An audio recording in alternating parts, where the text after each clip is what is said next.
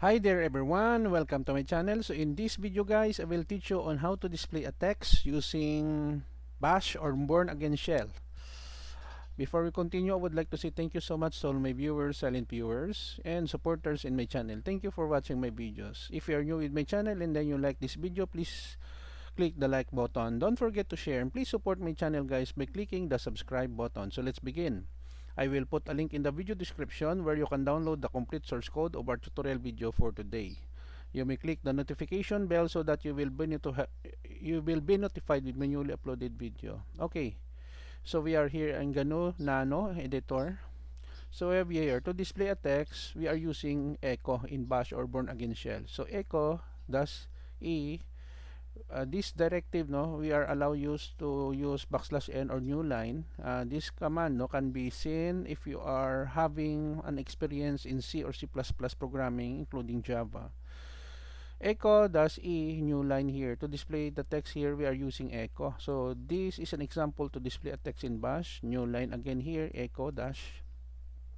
That's it. That's simple, no? The use of echo command in bash or born again shell will allow us to display a text on the screen. Okay, let us save. Control O, text.shell, Control X, exit.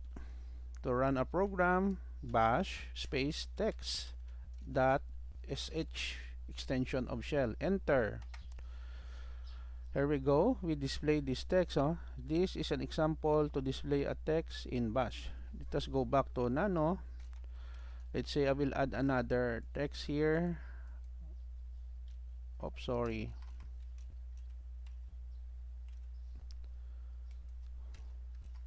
Let's say I love shell programming. Okay. Control O to save.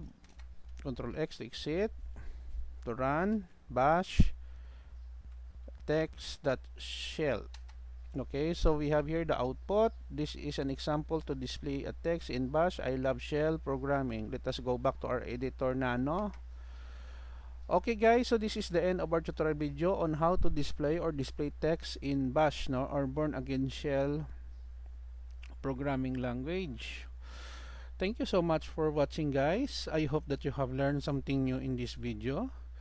As I said earlier, I will put a link in the video description where you can download the complete source code of our tutorial video for today for free in my two websites.